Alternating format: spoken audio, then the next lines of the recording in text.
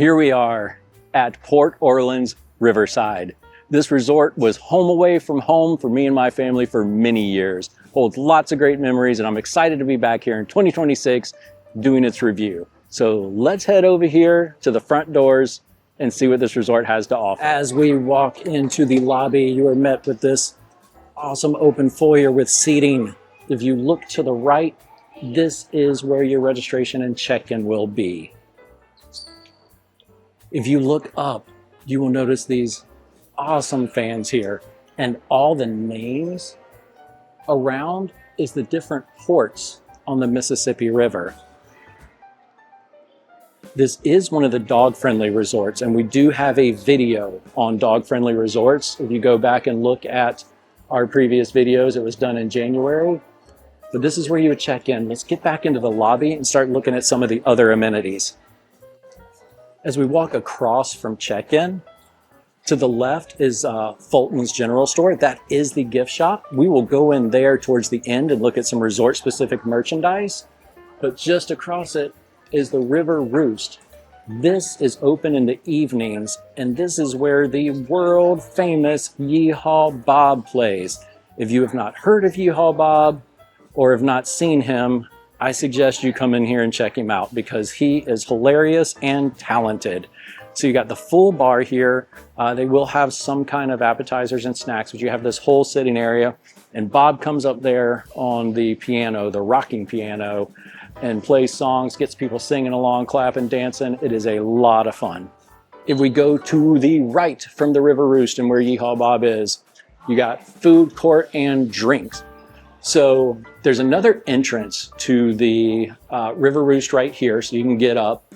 And like most moderate resorts, they also have a table service meal, and it is Boatwright's Dining Hall, which is before you get to the food court. I have not eaten here, but man, it is on my bucket list because it has got an all-you-care-to-enjoy Cajun kind of plate. It is the taste of the Bayou. I mean, hickory smoked ribs, barbecue spice baked chicken, beef brisket, mashed potatoes, macaroni and cheese, vegetables, sauteed corn with bacon. This restaurant doesn't open till 5 though, so you would have to do it for dinner. We have now passed Boatwright's and we are heading up into the food court. Now, how I have told you in previous videos, a lot of food courts have their own food specific to that food court, and this is no different. They have the gumbo and the jambalaya and all that here. When you first walk into the left, you have your bakery with your sweets and danishes, things like that. And then next door to it, you have ice cream, hard scooped ice cream, hand scooped ice cream. And look at these apple turnovers, flowers, whatever you call them. Next up is your hamburgers, chicken sandwiches, kind of typical park fare stuff. This is where your picky eaters will find stuff that they want. They do have street corn French fries and lemon pepper Parmesan chicken strips. That's something else that they have here that they don't have a lot of other places. This is your grab and go section where you have drinks, beers, little glasses and bottles of wine. And you can also get wraps and salads and like granola and parfaits if you just wanted to grab something quick. Here is your Italian fare. Now, how it fits in, I don't know, but this is also where you'll find the shrimp and grits. And I absolutely love these shrimp and grits. Now back to the Italian food that is this area. You have like a chicken Parmesan, you have pizza, of course. You can pick it up by the slice, ready to go, or you can order a whole pizza, which is probably one of the best deals on property at any of your resort food courts. Over here, you have your more healthy options. You have like baked chicken, salmon, things like that. Their special of the day is a roasted turkey dinner. This is also where you'll get your jambalaya and gumbo. This is a very large sitting section for this food court. There's tons of room. Like I said, I've stayed here multiple times throughout the years, have never walked in here and been like, oh my goodness, where are we gonna find a seat? The kids used to always love coming here and sitting by the big water wheel. But now let's head back towards the lobby so we can reorient and get you out back. We have made our way back into the lobby. We are gonna head straight out these back doors. This is right across from where we entered.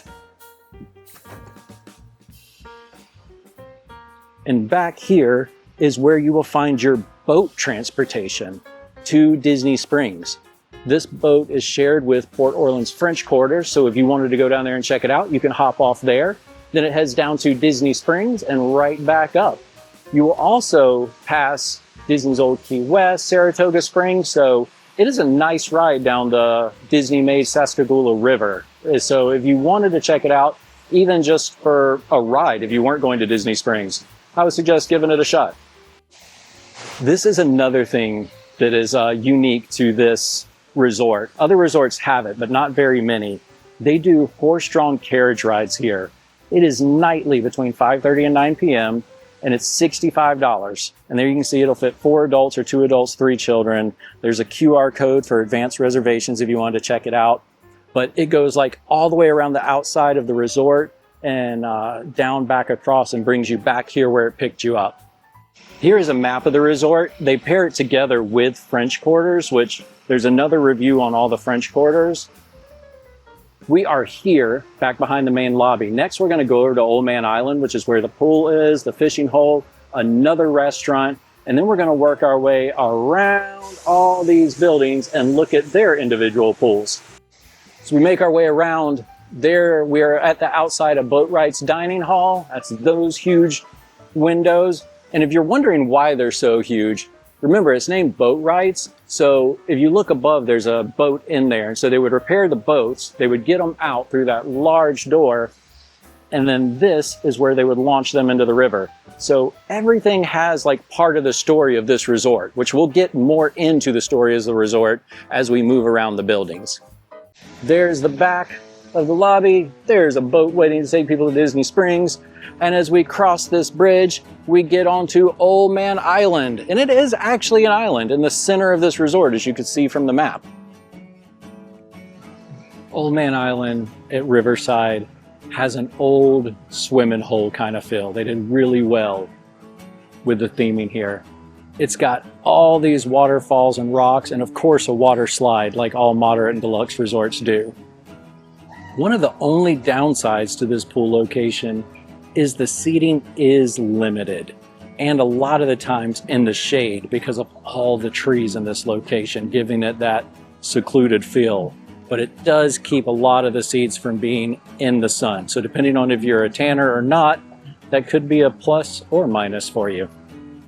Do have a little kiddie pool here that is not a splash ground or a fountain. It's just your old traditional kiddie pool. There's some kids playing in it, so I'm not going to record it right now, but we'll go up and take a look at their slide.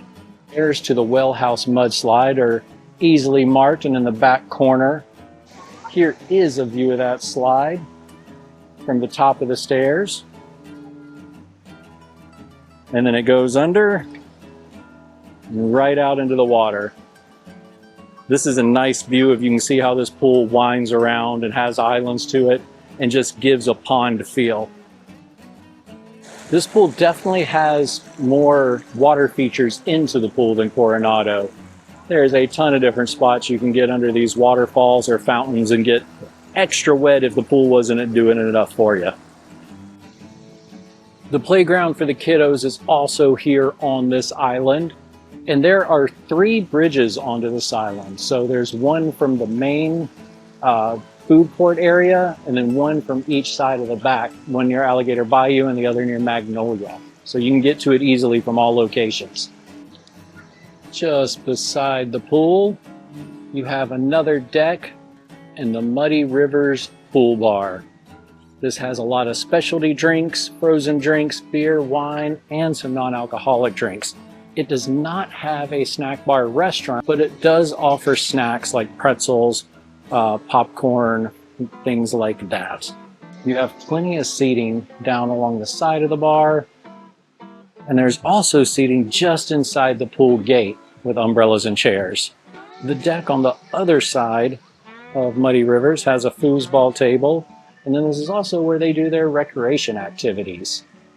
And now the one amenity no other resort has, and on Old Man Island, you can fish at the fishing hole.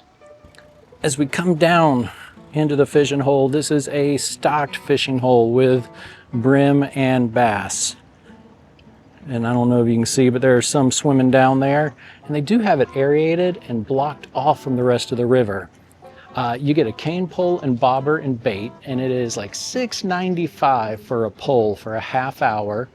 And then they also have family specials. You can get like 3 to 6 poles for, I think it was $16 or $15.95 for a half hour. And they do close at 1:45 each day. So this is a morning or early afternoon type of adventure if you're interested. Here is a list of the resort activities, and you are able to participate in these or the one at French Quarter since they are considered one large resort. You do have the bicycle rentals. Now anything with a dollar sign means that it costs extra. Their signature activity here is mosaic glass, and then you have your movies under the stars. And that's kind of the movies they're showing right now in the days of the week. I will let you see if I can get it to focus. If you scan that QR code, it will give you the up-to-the-date activities they have right now.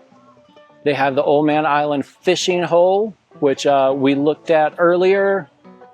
The arcade, which we couldn't get to because of the pressure washing. You have the Mickey tie-dyes, arts and crafts. The Campfire is nightly from 6 to 7. Marshmallows are free. If you want a s'mores kit, those have to be purchased. And then they have activities in the lobby also at night at 8 p.m. So, you know, if you just wanted to hang out at the resort for a day, there's a lot of stuff you can do without ever heading to a park. Most Disney resorts tell a story, and Port Orleans, French Quarter, and Riverside are no different, and their stories kind of connect a little. So the French Quarter is downriver from us, and that is more, you know, of the French Quarter, downtown New Orleans. And then you come up the river and you get to Riverside. And what it is you are coming up the river further and further away from the city of New Orleans. And it's harder and harder to get supplies up this way is the story. So as we start with the buildings down here in the Oak Manor, Magnolia Bend kind of area, you will get fancier buildings, you will get more decorations. And then as we go around all the way to Alligator Bayou, you'll notice that the theming kind of stops down. That's less painted, less pillars. But so as we look at these buildings, go ahead and keep up with that story and you'll see what I'm talking about. These first buildings have construction going on, and you can see the fences they have up. So we can't go down there, but it's just that first section. Just down the river around the corner is where French Quarters is. From those first buildings, you have your first bridge over the river. This does not take you to Old Man Island, but it takes you right over to the lobby, and this walkway goes right around to the back of the lobby where the boat launch is. This is a very large resort, so we'll be doing a lot of walking, and I'll show you every bridge and every which way to connect. This next set of buildings is Oak Manor. As you still see, we've got a lot of good supplies here. You have more wrought iron railings, not quite as elaborate as the first ones. You still have white pillars. You've gone to bricks. And this is the first pool we come across. This pool is shared between the front building and Oak Manor, and we'll take a look at it. Here is the pool right beside Oak Manor. Resorts like this and Caribbean Beach all have these smaller pools all around the property because it is such a large property that if you don't want to go all the way to the center to Old Man Island, you can come out here just when you're done with the parks for a quick swim or for lunch, so you don't have to lug everything to the middle of the resort.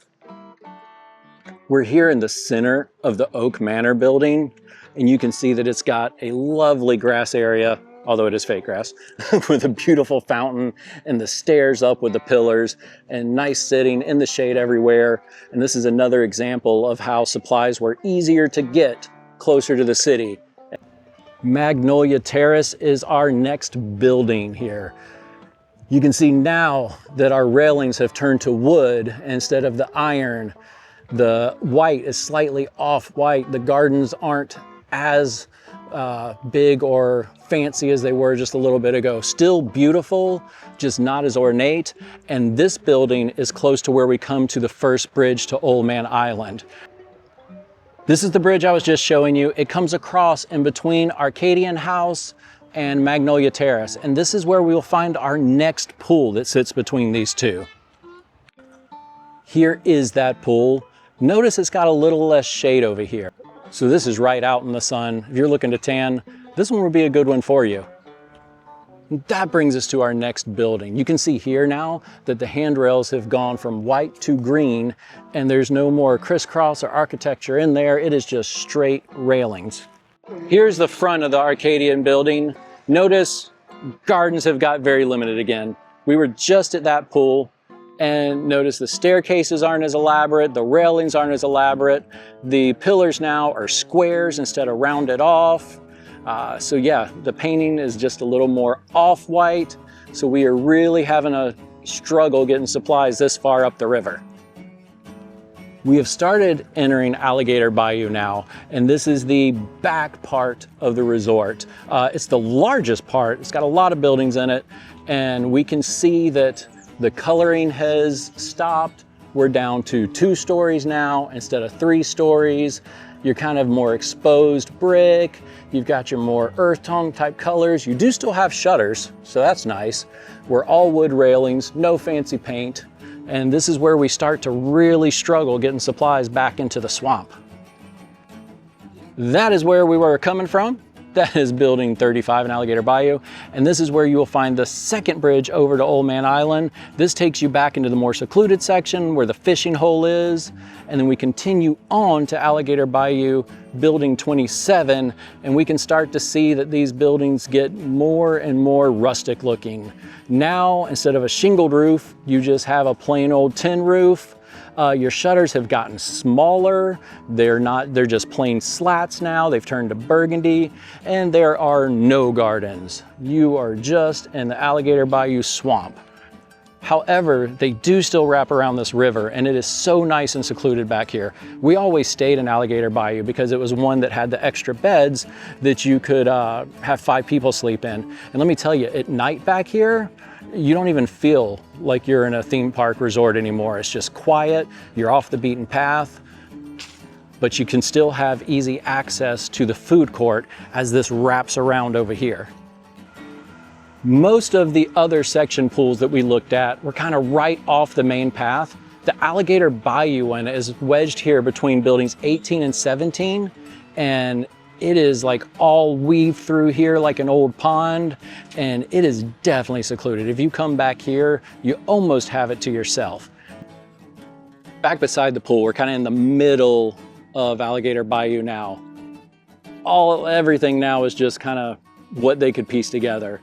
The roofs are made to look like just wooden shingles. Your shutters are just single pieces of wood. There is not a whole lot of thin railings. There's mostly the thick ones in the middle there.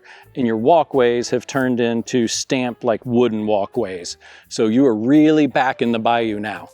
I don't think I showed it on the map or talked about it the entire time we were walking around here.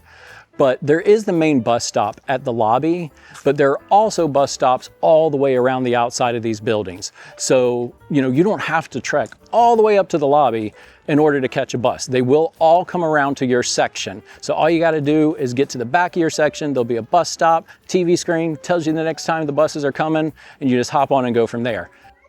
We are here at building 14, the last building around for the Alligator Bayou, and you can see that the river is wrapped around, and it takes us right here to the side of the food court. So if you go into those doors right in front of us, it'll take you right into the food court. But most of the time, my family and I would walk the boardwalk over here. This kind of concludes our wraparound of the outside of this. Look, you got the water coming down, and when we were in the food court, you could see the wheel from in there. But here it is, just how big this water wheel is. It is huge. And then you have the bridge and the view back to the pool at Old Man Island. Now that we have made it all the way around, we will head in and go to the gift shop and look at any resort-specific merchandise they might have. We are at the last stop, Fulton's General Store. This is a very large gift shop. These must be new because I have not seen them at either Port Orleans. And see, it's got the PO on there, which I'm gonna assume is for Port Orleans. Since this resort, Riverside, and the French Quarters are together, you're going to see some of the same stuff. But this one is very unique because this resort has a fishing hole. And look at this quarter zip with the embroidered Port Orleans Resort, Riverside. And then you know it, you gotta have your beignets and king cake stuff. And then you'll see a lot of Tiana stuff because Tiana is kind of the official / unofficial mascot or princess of the Port Orleans, since she's from New Orleans. And then look at this Tervis style cup. It actually is a Tervis. It's got the fishing hole represented here. It says Riverside. Oh, there's the big turning wheel. I love this resort. And the fishing hole, very cool. And then you got your beignet all day mugs. Oh, this is newer too. This is awesome. Look at this mug. Port Orleans Riverside, Paradise by the River. That is so cool. And then more fishing stuff. Wow, since my last year's review, they have got a lot of new resort-specific merchandise in. This is nice, and they've kind of changed up to this Minnie and Mickey theme here. I am really digging this. And then this is very nice. I hope you can see how thin it is, though. That's the writing on the back we're seeing through the front. And then something you can see at the French Quarters is the beignet all day. Here's a Mardi Gras shirt they have coming up. Now, if you aren't aware, Port Orleans, both French Quarters and Riverside, share a parade that goes through the resort for Mardi Gras. They really turn it out for Mardi Gras. It is amazing, a full party, and we'll definitely be having a video on that. Thank you for joining me today. That is Port Orleans Riverside. One of my favorite resorts. Have so many fond memories here with my children and our family vacations. Hope you enjoyed it. If you did, we'd love that you give the thumbs up and like this video and subscribe to the channel. Me and my daughter post vlogs every Monday, Wednesday, and Friday. So if that's something you'd be interested in, we'd love for you to come take a look. Again, always be kind, and then we'll see you next time.